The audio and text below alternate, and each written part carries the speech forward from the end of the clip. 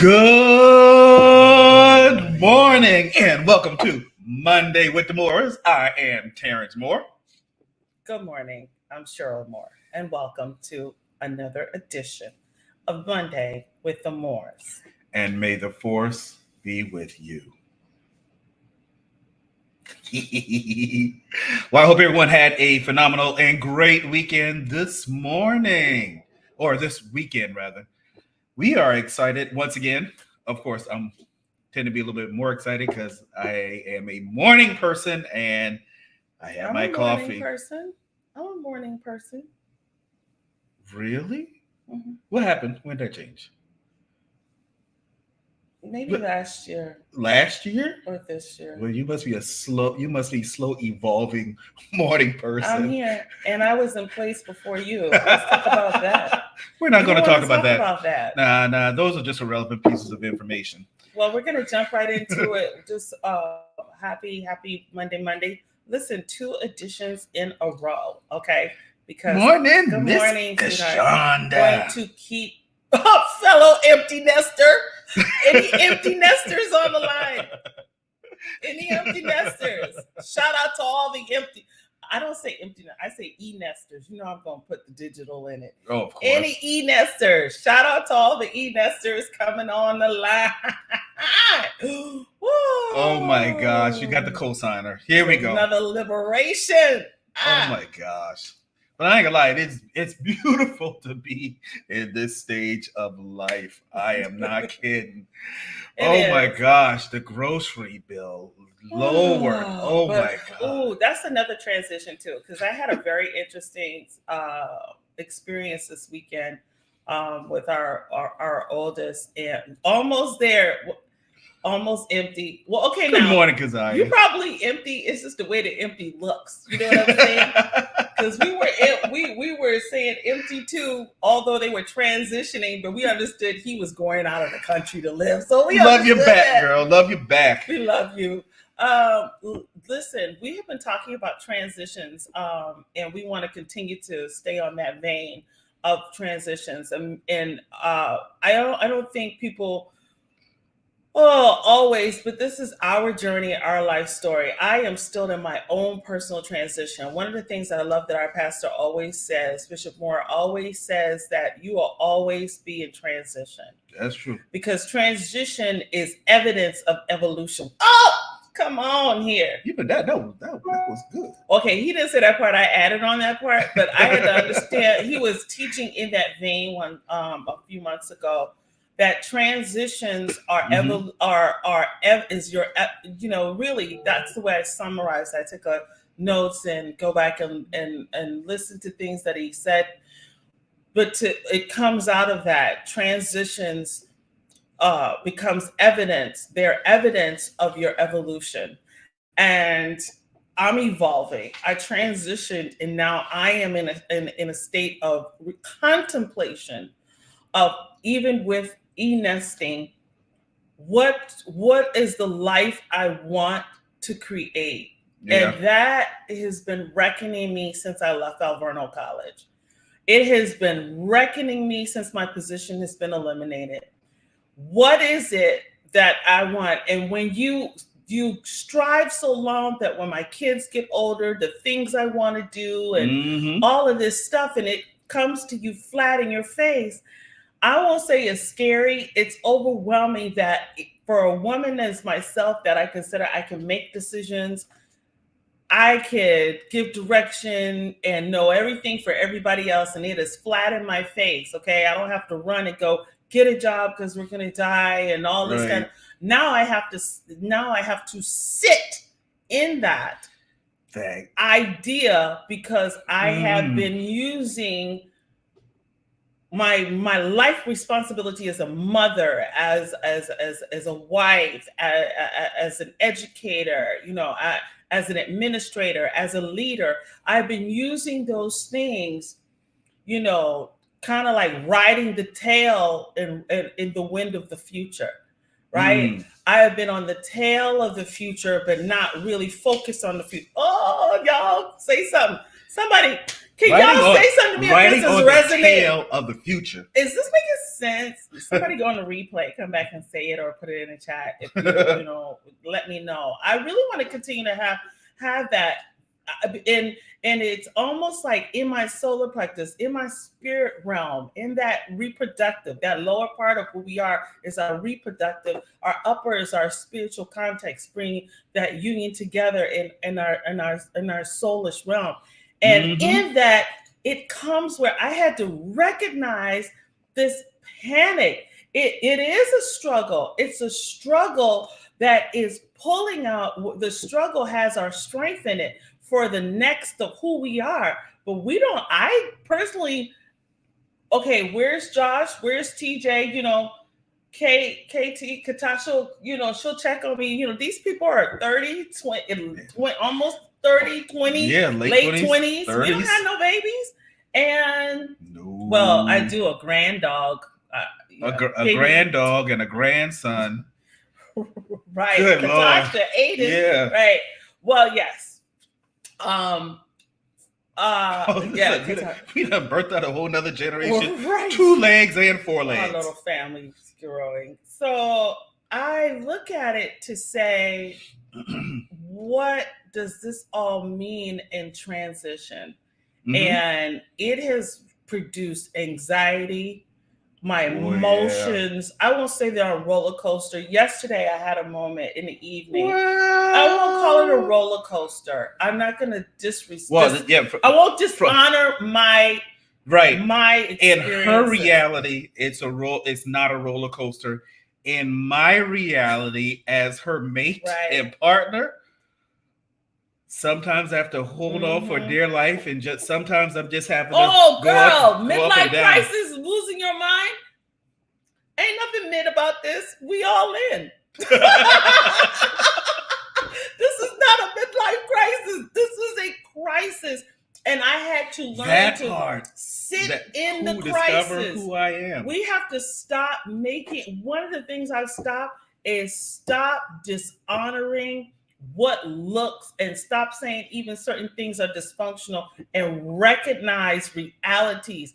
It is a crisis, which means that in crisis, there's crisis management. That is what it is. Totally all over the place. And I actually like, should I say something, or why? I didn't know if it was perimenopause, whether it was Terrence ain't did nothing, it wasn't here. What is it that just causes me to shift?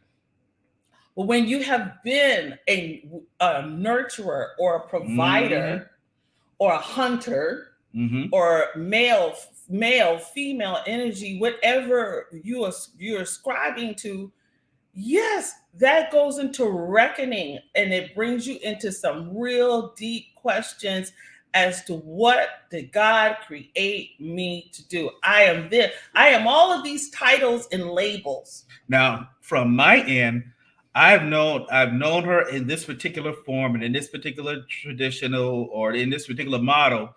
I've known her in this way for over 30 years. Now she's going through a whole new evolution, a whole new transition.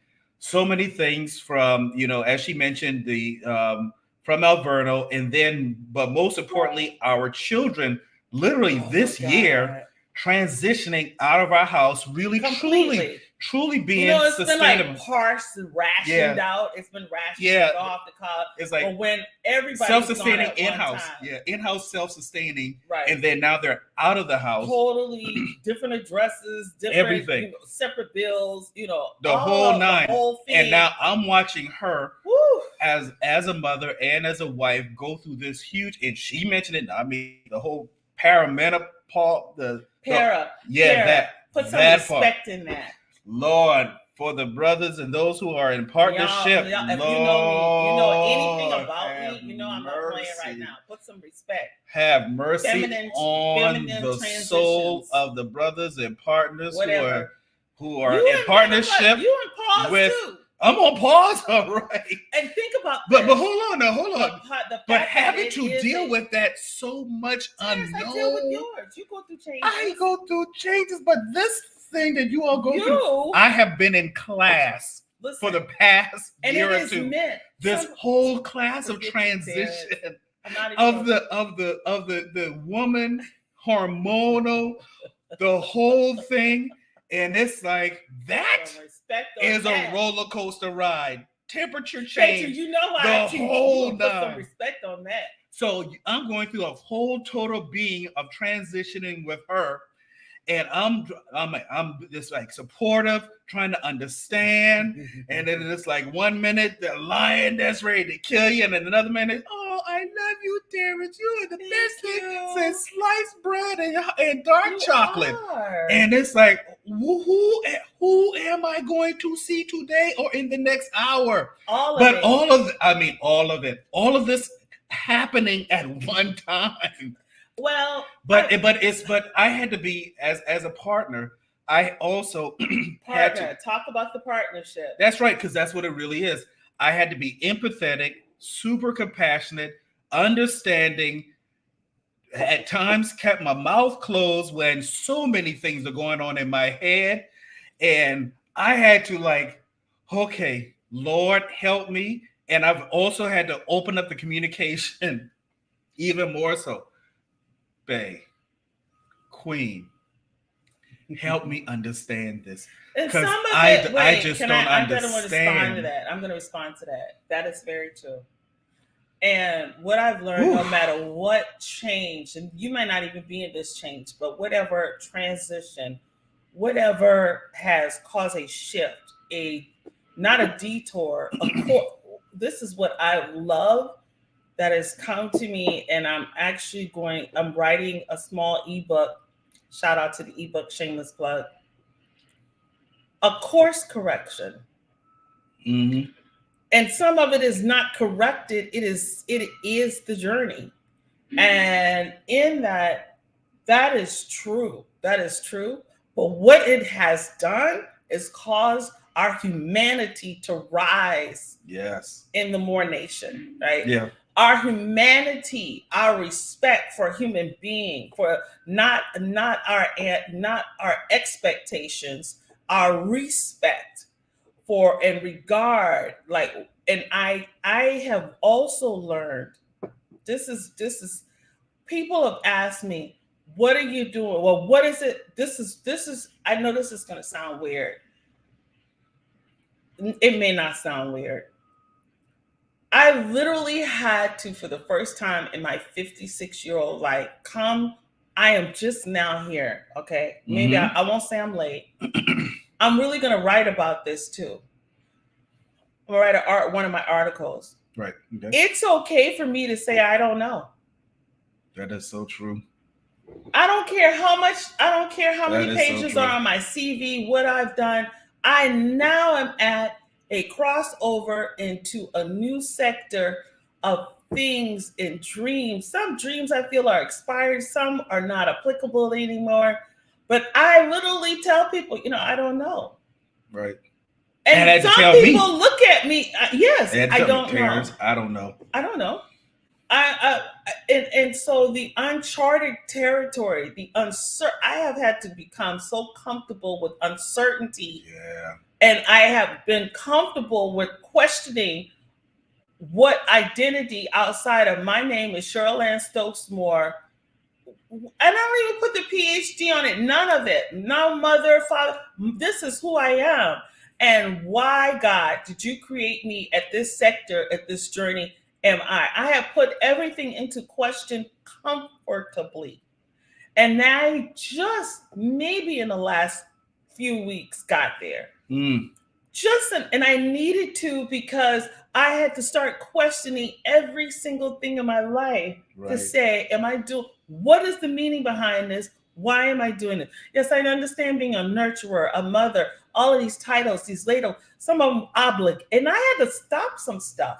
That's true. Because I didn't. That's didn't true. I not? That's true. Babe, I had to stop stuff. And Terrence would come home from work, and I'm like, let me tell you, this is nothing but out of obligation. Mm-hmm. I'm doing this. Right. I'm doing this. I'm being controlled. I'm being puppeted here. I had to stop and really start doing a deep diagnostic. Yes. I had to go deeper than I've ever gone before in my soul, which led us to when things here, it was it caused another layer of disruption in all That's of true. my relationships and my partnerships. Yep.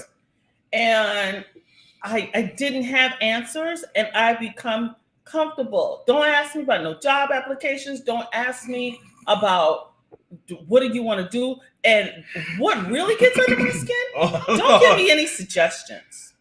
That part. Because this is for me now. I'm talking about Cheryl and the transition. And Terrence is such a great, he's never done that. Let me tell you, my partner, my soulmate has never done that. He has never said how many job applications. Well, what are you looking at? What are you? God, no. Never. That is such a gift from God for me, because nothing wrecks me more than people who have not followed my path, don't understand what I've done, to give me suggestions. Now, people who have been in my life right on a constant, right, mm-hmm. that know my work, that are in the arenas, I right. won't call them my industry, the arenas of impact, they'll say, hey, take a look at this. Very supportive. Is this something very supportive? I really don't have to go look for one. People nominate me. I get all kinds of things, right? Because you're on their mind. I'm on their mind. They're thinking about you. And it's purposeful. And it's not like sympathy. It's not sympathy or anything like higher, that. You'd be good at that. How you know? How you know that's what I want to do? Exactly. If I've not had that intimate, private, personal, very valuable conversation, you don't know. And that led me to how much people draw assumptions about and have an idea, but don't know who you are. You may have an idea, that part, the assumptions. But the assumptions, that wrecked my world. That wrecked my world, even down to your bloodline, whatever, assuming they understand and they know. And assuming, and just because I'm really looking to see, okay, when God finishes doing, mm-hmm. when I'm ready to be in my next place, when he places me, that's my employer, right? When he places me and I am deployed to my next destination of impact, then what are you going to say? Because it's going, he has a rhythm and a way of doing right. things for my learning, my soul lessons on earth. You know, one of the beautiful things I have been able to witness is the fact of Cheryl's evolution. And this was even before she was released from Alverno, is the fact that it's like for the past couple of years, I'm seeing this new person evolve. And when we made our, some call it a recommitment over 3 years ago. I'm gonna say my therapist said, no, you got married again. He didn't even call it a remarriage. He goes, you got married again. On our 28th on the 28th anniversary. And now this side of life, in our second marriage, I've seen both of us have just changed and evolved and are becoming even more different from the first 28 years of our marriage through these last 3 years of this current 3 years of our marriage is very different. But I've seen her evolve personally, professionally, from a mom and wife, and spiritually, man. But this year has been such a huge shift because she was even recognizing that there's going to be a shift in my profession, and she was trying out things, and just kind of at that time was really before the shift. She was making application, but when it happened, and I would even dare to say how it happened, and she kind of touched on this in a previous couple of episodes before, how it shifted and it jarred her whole being. When I say shift, it shifted and shook. And this person that began to be birthed out of that personal disruption was beginning to see me. I was witnessing this whole new light emerging out of this very close and encapsulated being that got disrupted and got shook. And now I'm seeing like, this is very interesting. Now she's experiencing all this. I don't know who I am. I don't know what I want next. I don't understand. I don't get it, Terrence. What is going on? And I am just sitting there listening, watching her personal journey. She's going inward. I mean, she is going inward. And she has moments, it was like sadness, but then all of a sudden, this new being began to like, it's almost like, I mean, I've witnessed both of our sons be born, and I'm seeing this crown come out. Like, I'm very curious as to what and who is going to be birthed out of this. Yeah. And every day, every week, that crown became eyes, and I began to see the nose and the mouth, and then I was hearing the noise, the scream, and the newness that's coming out, and it's still in process. It is. And it's like the most beautiful thing that I've ever experienced about Cheryl in a very long time. And y'all, those who know her, we've seen this girl walk on water, walk on air, to prophesy, be apostolic, be the strong person, and just go forth. Excuse me.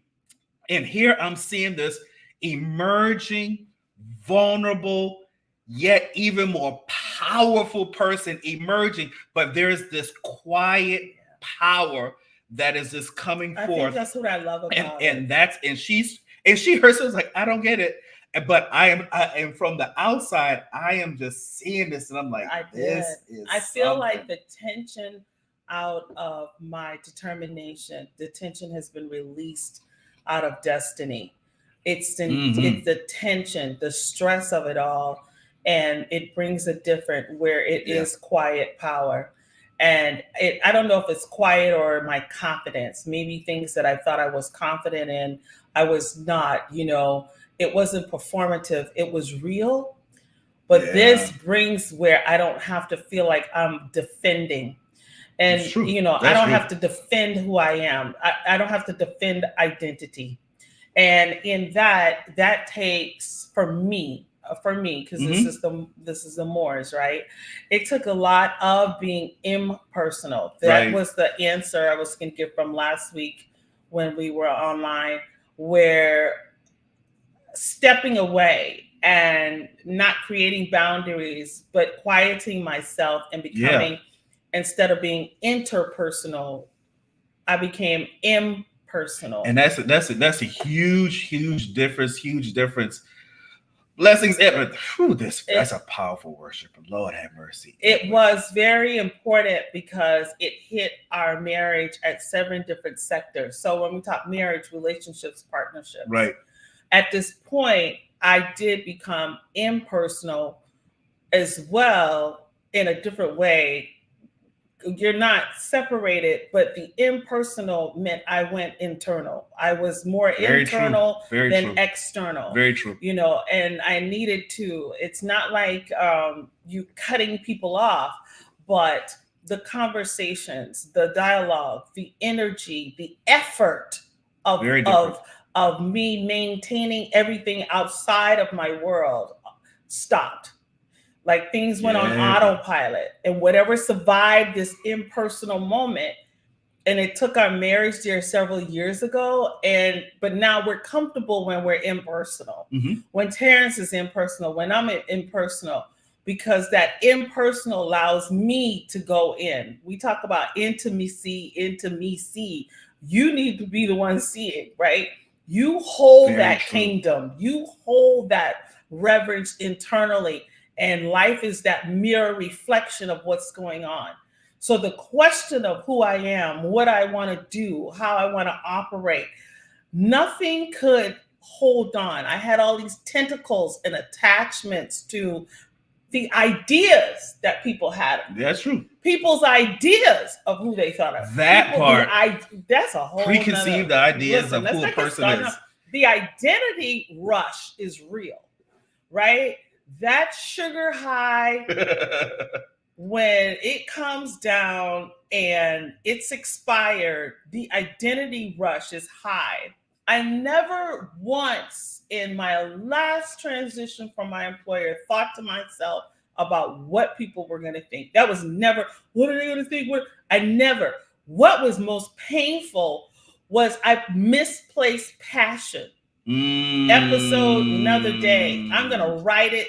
This is one article I'm working on about passion being misplaced. And that came also in being impersonal in my transition, where my passion was placed and positioned, and where did I put in the hands of what I thought and why I did it. Because it will cause you to face your ego. It will cause you life, right? The evolution of who you are will cause you to the old container of me has been evicted. Ooh, right now, I'm going through eviction moments of this. No longer serving me well. That personal eviction. Yeah, no longer serving me well. No longer doing this. And at times, I've had to. Terrence, well, I love what he does. He goes, explain this to me. You know, okay, so you don't want to do this, so you, and it's not things he brings up to question. Let me tell you about surviving this. Go back and tell all your family. Oh, Lord. I won't even say family. I don't know who's in your immediate sphere. That part. That's the other thing. Sometimes you don't need to give them accountability, right? It's who matters. Who are the value voices in your immediate life? And how do I even know? I'll tell you how I knew.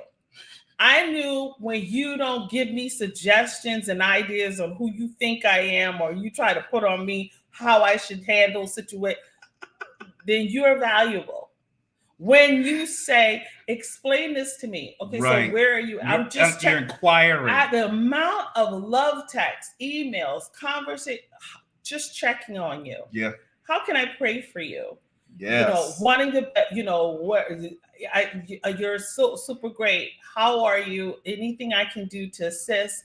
Do you need a when that comes, and out of a love grace space. And that's directly to her, and then the amount of people that inquire, hey Terrence, hey Pastor Terrence, how's Cheryl doing? Right. How is she doing? Right. Is there anything that I could do? You know, there are certain things that, that does she know, or whatever the case is. Right. Is there anything that I could do? And I'm passing this information on to her.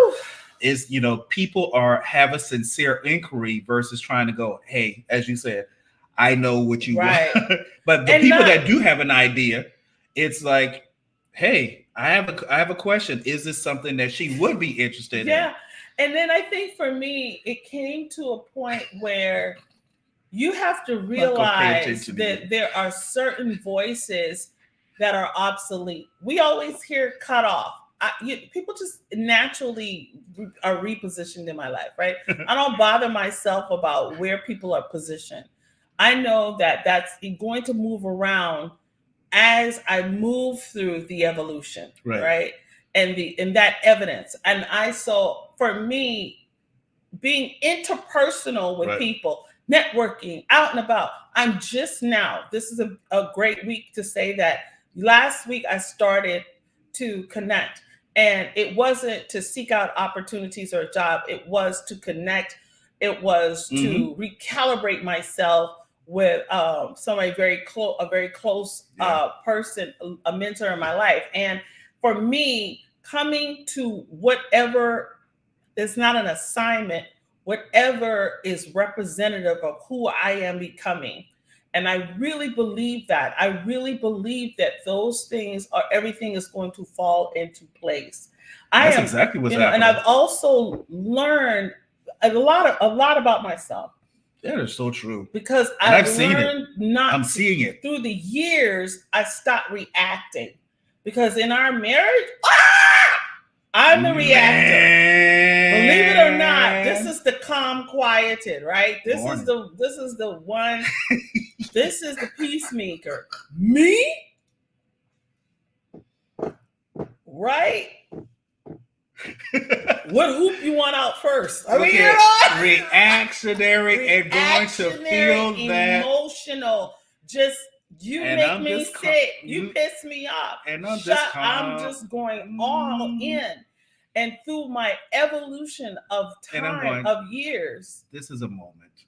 it, and he's just so, and the opposites, we need that balance. We need that balance because that's where it was also, it was too engaged. Mhm. We were too engaged in what was going on with each Right. other. Too much, because we're tight, we're Right. close. And so for us, learning to be impersonal And detached. Detach internally. And that's not physically, but just detach. Knowing to detach Right. is very difficult.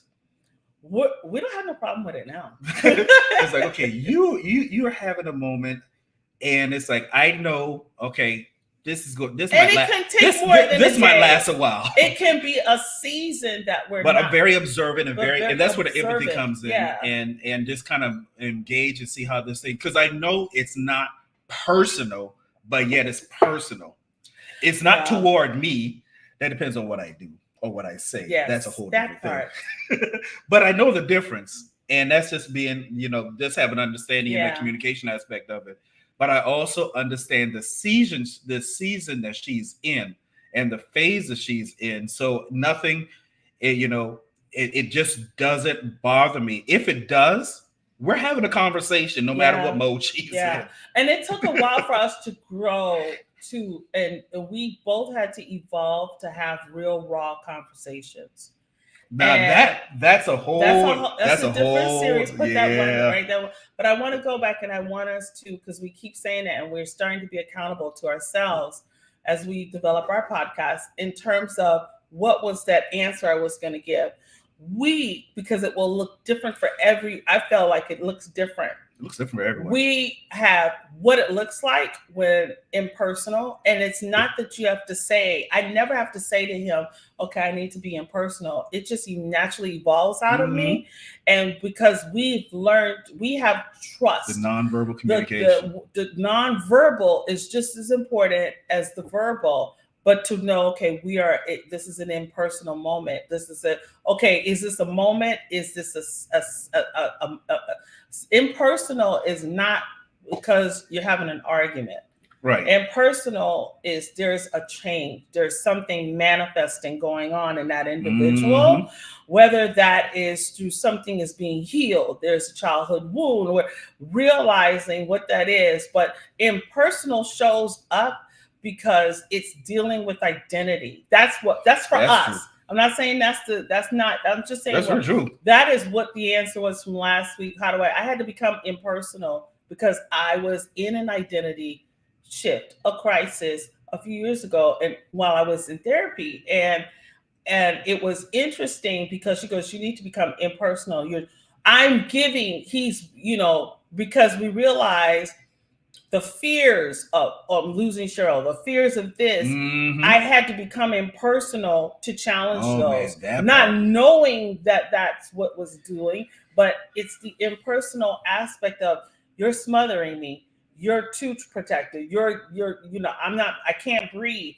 And those are things that we had to really, really get over because it was triggering. Smothering to her. Protective to him, smothering, and even in that, coming to learning who you are in a different way and learning who I am, and all of those things came upon us in very different forms. Right.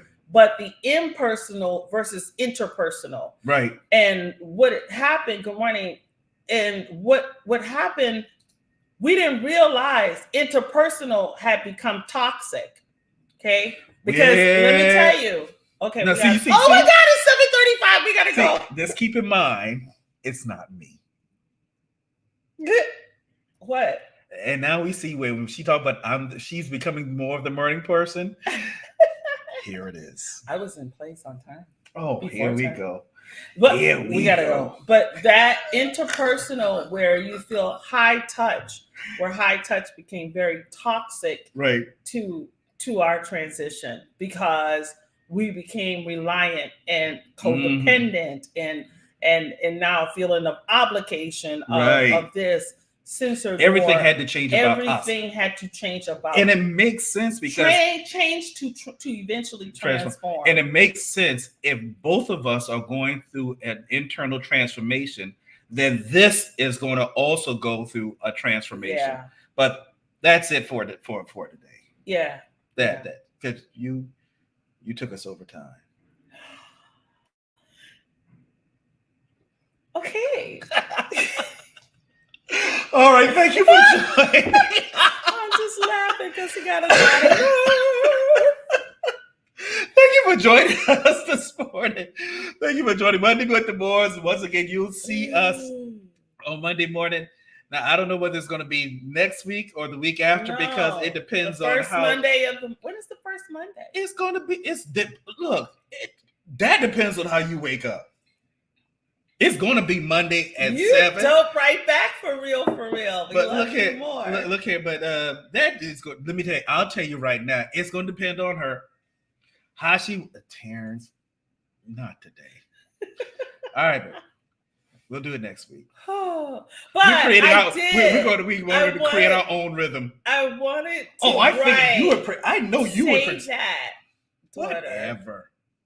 So I did. I wanted to be accountable about interpersonal and impersonal, and yeah, we didn't want to let that hang out too long. And and I was scared when I started it because I felt like I had to say everything, share everything, but some things needed to be internal, and they manifest as in my life movement, in my daily movement. So versus interpersonal.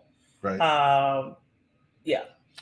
All right. Thank you for joining us. We really appreciate that you take the time out of your schedule to join us this morning. We are very, very, of great gratitude and thank you. We love you. We out? We out. We are. Be blessed in your partnerships, your relationships, and love who you are. Amen. Have a great one.